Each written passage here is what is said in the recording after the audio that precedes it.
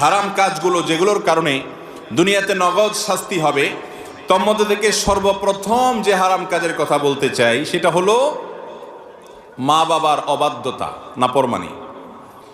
উকুকুল ওয়ালিদাইন হাদিসের ভাষায়, কোরআনের ভাষায়।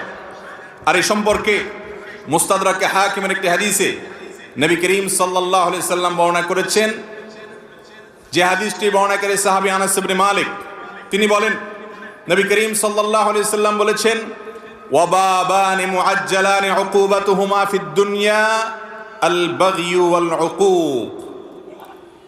মানুষ যত পাপ করে, অপরাধ করে, যত অন্যায় এবং অনাচার করে, এর মধ্যে একটা পাপ এমন আছে যেই পাপের কারণে আল্লাহ তাআলা দুনিয়াতে নগদ শাস্তি দেন, আর সেটা হলো উকুকুল ওয়ালিদাইন বা মা বাবার নাফরমানি। মা বাবার কি করা ভাই?